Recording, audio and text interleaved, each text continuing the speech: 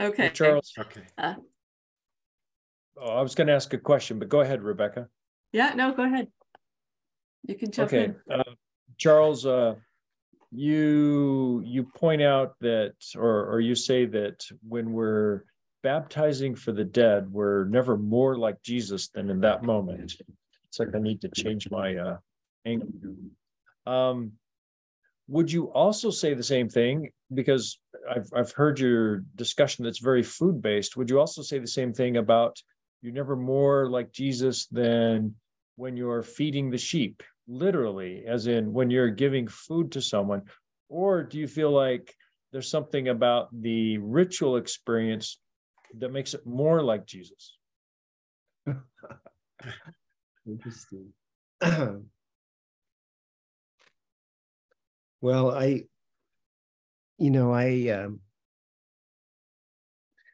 lot of my students at TOS tell me that they're not religious, but they immediately say, but I am spiritual.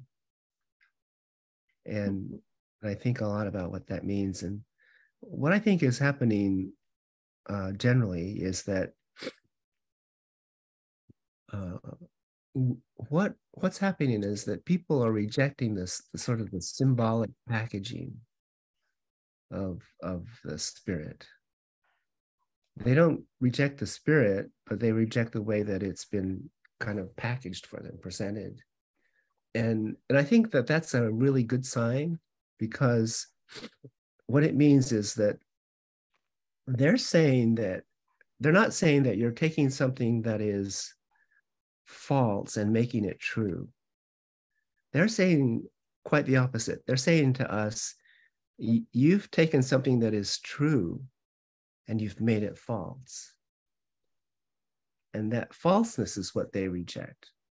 And I say to them, good for you. You should. And the falseness of the symbolic packaging needs to fall away.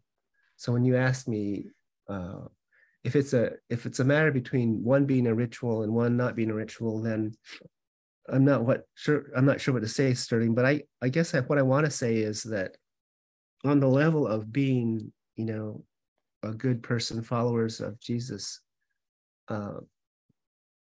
everything is. I don't want to say everything is.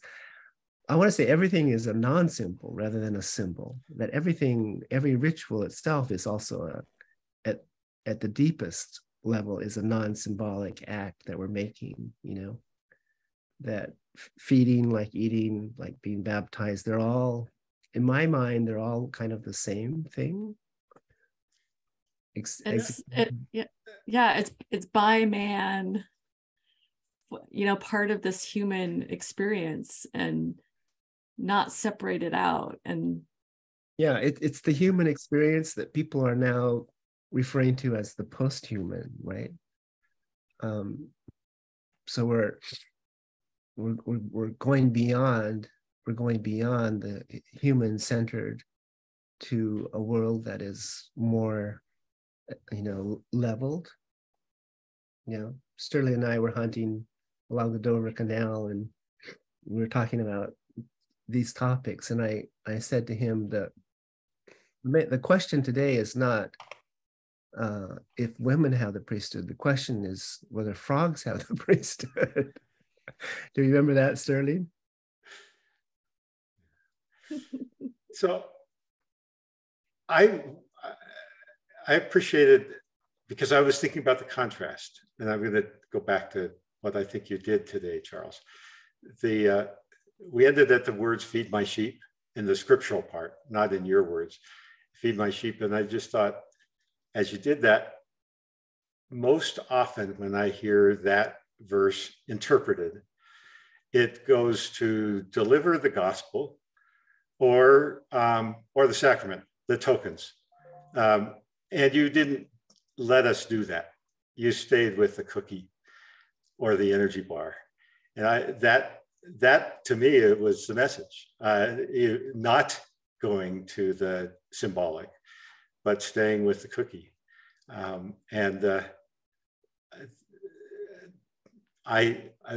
that to me is your whole lesson today, is to stay with the cookie.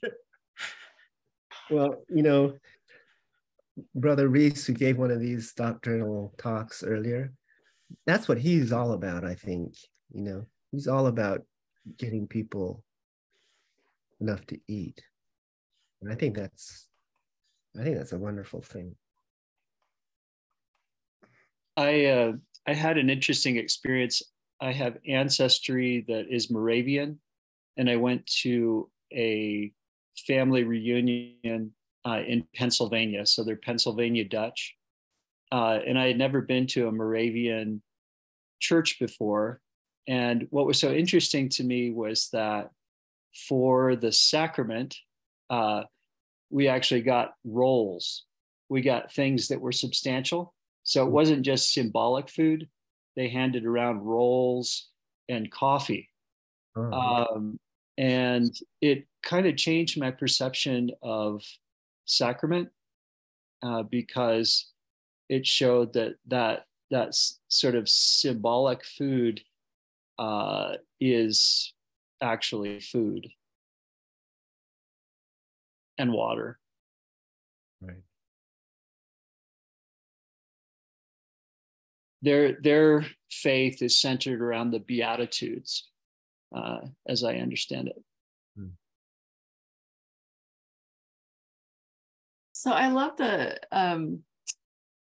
so you suggested, well, maybe we could have, maybe we should have a stash of energy bars, in the baptistry, but that wouldn't actually be what we need. Like, we don't need vending machines, we don't need a stash, but we need a community where people are asking, recognizing their needs,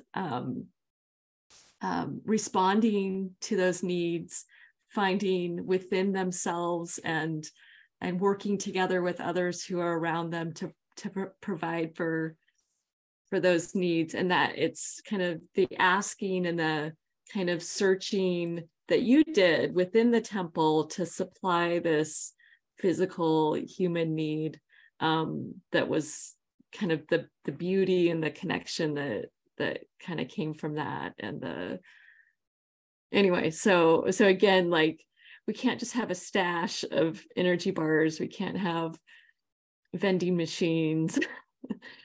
But maybe we should. Maybe we should. I mean, you had one sort of offhand comment, Charles, that I objected to. So I'm going to push back a little bit. Was maybe these young people can't understand or can't get what we're talking about here, and it jarred me a little bit, because I thought, aren't you right there in the baptistry?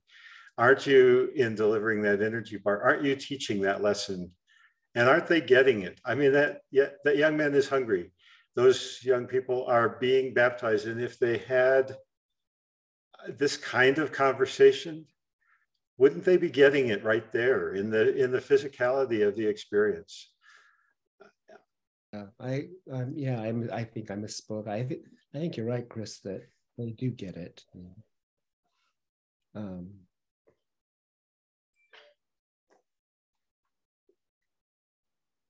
I wanted, as we were sitting there in the confirmation room, I wanted to say to them all, you'll never be more like Jesus than you are right now. But I didn't think it would be appropriate for some reason.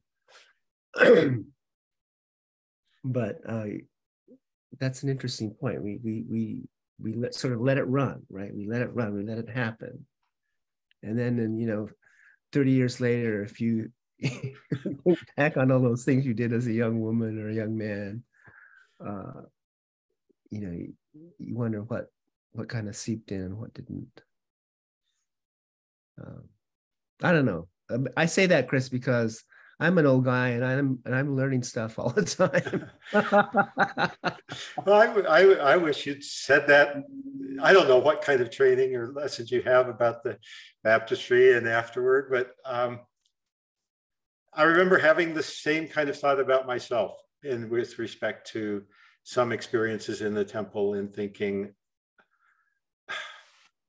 I know I'm supposed to be just listening and taking it in, but this experience is putting me physically in the place of. I am working through, I am acting out, I am participating. And it's an experience that is happening, or is it teaching on a different level than the words and the vision and the images. I mean, standing, sitting, touching, there's important things happening here that are teaching me at a level I will never forget. Yeah. Charles, one thing I feel like you're teaching us here, and let me jump off from your comment about women and frogs having the priesthood. I think your point there was that where normally we might think of the priesthood as being restrained to this particular experience and gender and assignment, instead, the light of Christ, chi, is everywhere around us and in us, and we should recognize that and experience it. Here I am in my backyard, I'm hearing nuthatches and goldfinches and red-winged blackbird, and it's in those, it's in us. And it's also, you're pointing out, every experience is an opportunity for that. So it's not the sterile theological ritual where we find it, it's in the experience of eating, of sharing. So I appreciate that. Yeah.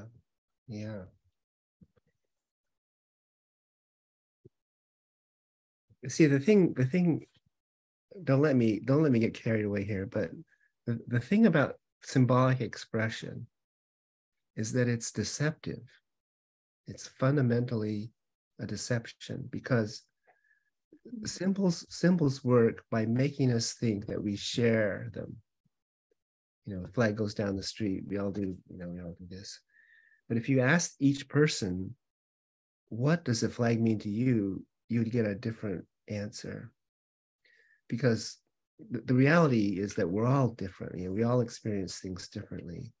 But the thing about symbols is that they kind of mask over that difference. And we gain unity because of that. But it's a unity that, I hate to say it's a kind of a fictive unity rather than a real unity. The real unity would be, I think, eating something together. Everybody realizing how dependent they are on the things that are put before them.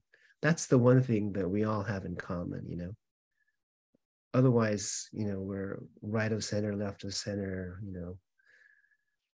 you like espresso or you don't. But what one thing that we do share is that we all take things from the world, And I think that the wonder of Jesus's teachings is that he grounds his teachings so thoroughly in the material world, almost at each turn. The fig tree one, for example, is amazing. Walking on the water is another one. The water made into wine, and on and on and on. The fishes, the loaves of bread. It's about it's about what we share, and what we share is we share things. We don't share ideas. So Go ahead. Yeah. It's a continually kind of regrounding of the spirit and connecting it to the human experience, to this shared human experience and the things and the around us. Yeah. It occurs to me that I love thinking about that. I just love thinking about that. It occurs to me that there's something of a split in my experience between people who think about Jesus's message as about getting to the next world in good shape, and about versus making this world a better place. And if you have depending on which of those ways you're reading the message, you hear this lesson a different way. You hear this conversation a different way. If you're if the message is all about getting to the next world in good shape, you want to make it all symbolic. You want to make it all intellectual. That's my read anyway. But if you think the message is about making this world a better place, it's just very tangible, very physical, very the walking on the water is this world, and so is the wine, and so is the fig tree. Yeah, and walking through the wheat field, you're hungry, you eat, you don't wait for the next day, for the next iteration of whatever it is. You can be filled now, right? For the Sabbath to be over, for the sacred day to be over, so that you can then eat in this world. You eat now. Yeah, there's not this separation of this is holy, this is unholy. It can all be made to fulfill the hungers, the multiple hungers, which makes the image of eating that bar in the temple. That's sort of the perfect setting to tell this story, to make this. It's the perfect challenge of no, we don't eat in the temple. Well, yeah, maybe we should. So within my world of medicine, I'm a physician. There's this idea that there's the mind and the body, and specialties are kind of broken up. So there's say the psychologist, psychiatrist, there's a surgeon. These are the kind of extreme versions of this kind of mind and body oriented practice. And when I was in training in family medicine, which tries to bridge that gap to a degree, I often thought, I made a bad choice, because I should have done something that would give me either I'm the surgeon and dealing with the body and I could see concrete results there, or I should have done the mind and psychiatry and really worked with people intellectually. And one day I had a patient come in, and she had an infected foot. And I thought, okay, well, that's a very concrete thing. And I kind of kneeled down on the ground, and I took her foot in my hand to take a look at it. And I was just holding her foot for a while. And she started to have some kind of spiritual type of experience, something that I think of as spiritual. And then she started to sort of bare her soul and speak her life to me. And that lesson really taught me that my way of dividing up spirit and body was skewed, and that it's not really through symbols necessarily that we heal our souls. So were you holding her foot this whole time that she was talking to you? I held her foot for some time, probably for 20 or 30 seconds, until it seemed, well, this is, maybe that's a little awkward. And then we just sat, and I didn't talk to her about anything. But then for a while, we were just looking at each other for quite a while. It was a very powerful experience. But then we talked about things, and I gave her a prescription for an antibiotic, and she went on her way.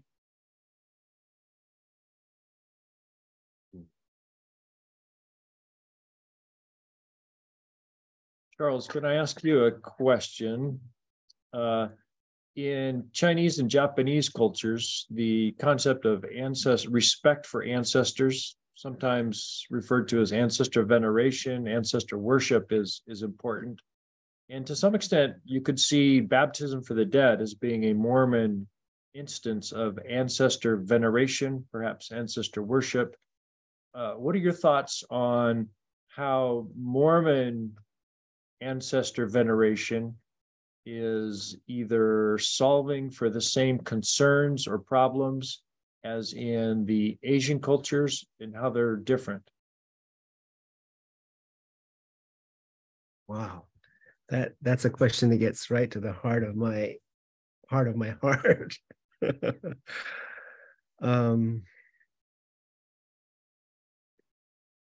You know, I sometimes wonder why my parents let me and Dwight and Dylan and Annie and Warren and Charlotte join the church, you know, because they weren't Mormons, they were Buddhist.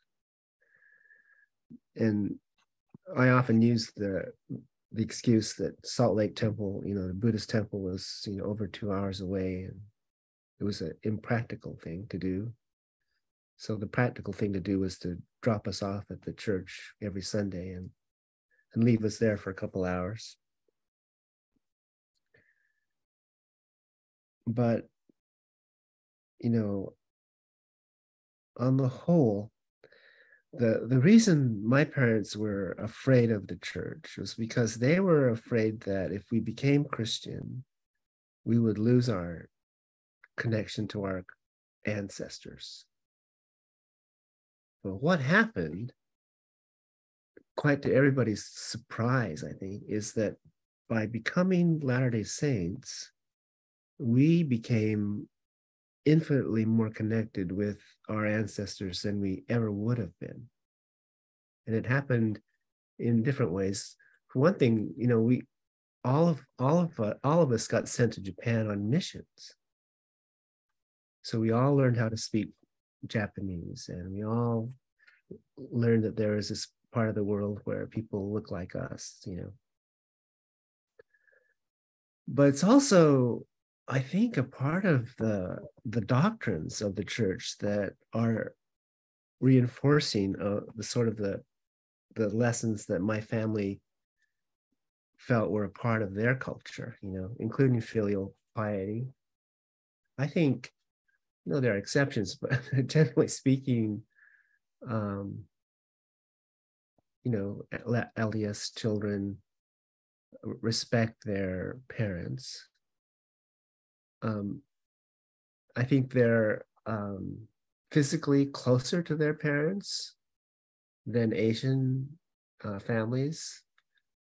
But that might be just a cultural thing. That might be kind of European, more a European thing than a Latter-day Saint thing. I'm not sure.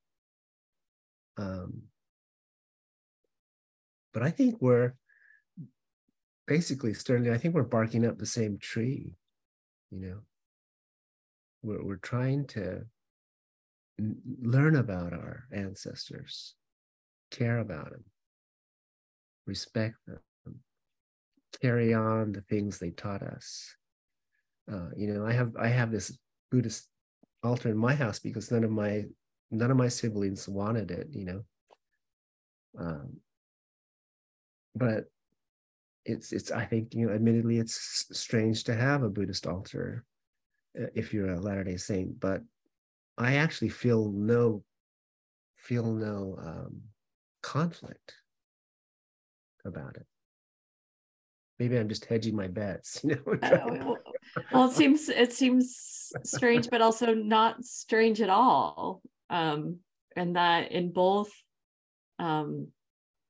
traditions, like we take our ancestors seriously in the connections that we have to them, and that in both there's you know, rituals and practices that bring together you know, the past and present in our lives. It occurred to me, for example, that we don't, in Salt Lake City, they actually do have a Obon Odori, the Obon dance. I don't know if you know this, but if you go there in August, downtown by the Salt Palace, I don't think they call it Salt Palace anymore, but the Buddhist church there has a dance, and it's open to the public, so everybody can go. But LDS culture, I don't think we have anything like a Day of the Dead, do we? Anything like a celebration of our ancestors? Pioneer Day, perhaps. Pioneer Day, yeah. Yeah, we could, kind of a reconfiguration of Pioneer Day that, I mean, we do, and all the things that go along with that too, like the reenactment of track. Maybe we could see that as more as a different type of practice that brings that's like a kind of Day of the Dead, like you are. Yeah. Oh, yeah.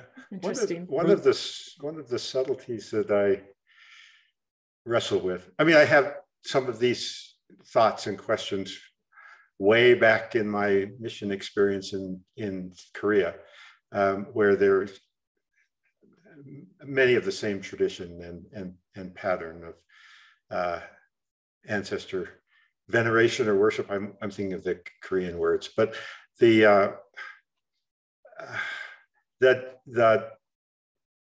challenge, and we have this in our Western society, is of making of our ancestors heroes or little gods. And you see it when people get very troubled by an historical reference that says, well, he wasn't all that.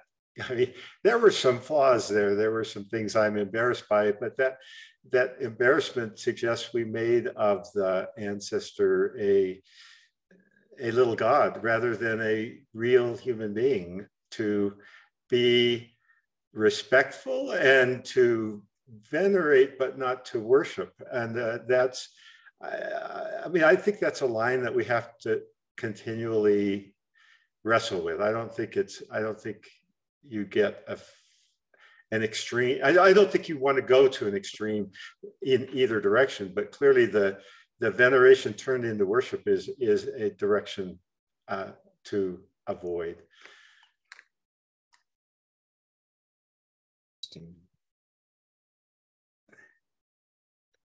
Well, I revere your grandpa for sure.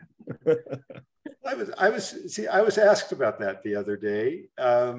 What do you feel about a burden of the past or a plus? And I reflected on that very fact that I revere, reverence, respect is all good, but that isn't the same thing as saying he was a perfect man or everything he ever said I just adopt as my. I want to remember him as a real person. I want to remember him as a grandfather and not as a. Actually, that's as clear as I could get. Was I wanted to think of and remember him as a grandfather I ate bread and milk Sunday evening with, and not as a man standing at the pulpit general conference. And that's important to me. That distinction is important to me. Yeah, I think we have opportunities to engage with our ancestors in ways that make them real and human. So I think about like the family history work where you try to document through census records, through birth and death records, through a gravestone, like locating them in time and place and an actual concrete, here's where they lived on the 1860 census, or that kind of record keeping and searching provides opportunities to engage with them as real people and to consider like their lives in their complexity and in kind of physical space and not just in the heavens. Does that make sense? I think if there is a dark side to Confucianism, as understood and practiced by most people, it would be this kind of patriarchal worship, which can be toxic. I think it can be very oppressive. Yeah, but I don't think that's what we Latter-day Saints want. When we talk about our hearts turning to our fathers and mothers, I think it's in my mind, it's kind of largely, it is forgiving, my parents for the times that they did X, Y, and Z, when they shouldn't have. Or on the other hand, it's my thankfulness for the times when they did, A, B, and C. And it's both of those things, I think, But I have to say that, my whole life I've been led by the nose by the spirit of Elijah. He's just sort of, guided me from one project to the next without my even knowing it until kind of recently. Yeah. Will you say more about that? Well, when I wrote that memoir of my life, my Zion or Zen Sky book, that was totally, kind of not my idea. It was just the idea that, was put into my head, But that's true of so many things. In fact, I've come to the point where I don't write much anymore unless it comes to me in that fashion. It doesn't come to me as, this is what I want you to write next. Then I just don't bother. Because now I know, okay, I'm kind of being used, but that's okay. I don't mind being used. I'll be used if it's, going to be good for other people. And so I'm sort of playing that hand now. But I have this very close relationship with my grandfather that has colored everything that I do. He was my babysitter, but we never spoke. We never had a conversation. I learned Japanese so I could talk to him, and he refused to speak to me. I later learned that he spoke English fluently. But for some reason, my grandfather never wanted to have a conversation with me. I don't know. I can't figure that one out. Part of it was because, when they put his family in prison, he vowed that he would never speak English again. But that doesn't answer the question of, I learned Japanese. Why couldn't he speak to me then? He still didn't speak Japanese or anything to me, really. But even without speaking, we had this very kind of deep understanding of things. Yeah.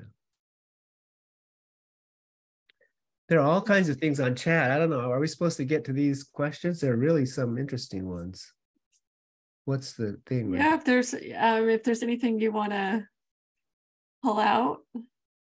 While you peruse those, Charles, let me just point out from Randall Paul, he makes a point that you just described, and also Chris, in talking about reverence versus worship of ancestors. He says that gratitude, not worship, is the prime move there. Yeah. Yeah. Leave it to Randy to have a clarifying opinion.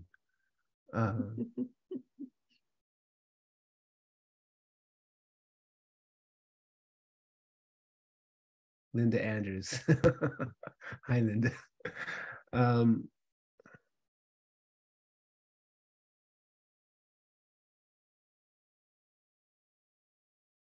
Carolyn Melby, Christ is the relief. The Relief Society idea from last conference melds into these thoughts. Thank you, very important. As a humanitarian worker in places where people are hungry, both physically and spiritually, I recognize the need to feed physically. And how Christ like that act is, how Christ-like that act is.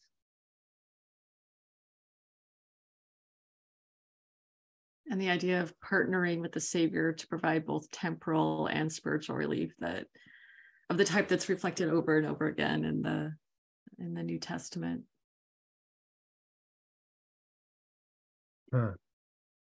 Thank you so much for this is from Jane Braithwaite. Thank you so much for your thoughts. I live in New Mexico.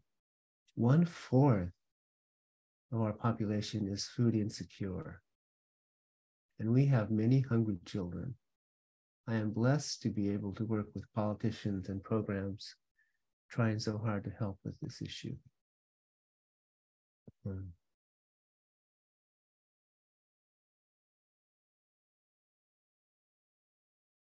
Wow. All right. Well, we also don't need to keep you all day.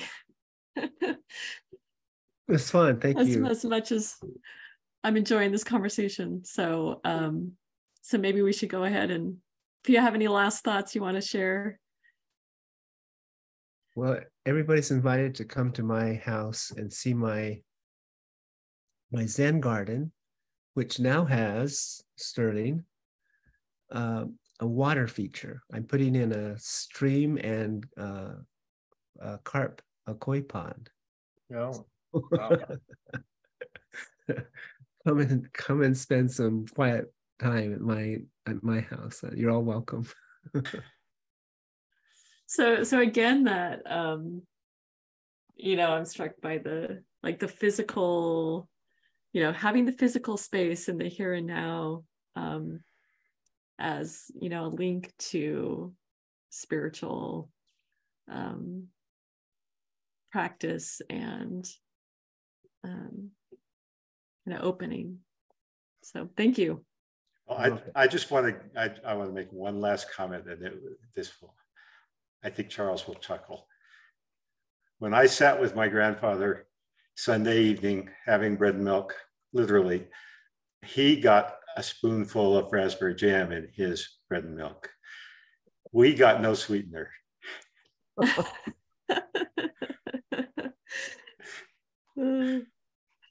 Oh, that's great, Chris. And thank you all. Your cousin Mac, Yes. Mac. He was in my mission. When your grandpa came to Japan to visit the saints in Japan, so he made a detour and came to visited our mission, and I got to actually sit next to him and feel his vibe. And the thing is, when I met your grandpa and felt his vibe, I said to myself, you've got nothing to worry about, Charles, because you can only become like this after a lifetime of effort. Right? I mean, I could tell it. He was. Well, that makes me remember during my mission, President Kimball came to Korea and Japan, but he came to Korea in an area conference. And my mission president, Hanin Sang, took me aside. We were not in the same area. I mean, we were in the South, and all the activities were in Seoul. And my president took me aside and said, your assignment for the next 4 days is to travel up to Seoul and to stay as close to your grandfather as he will let you. Because, I mean, I think that was wonderful for me, but he said, because the Korean people understand this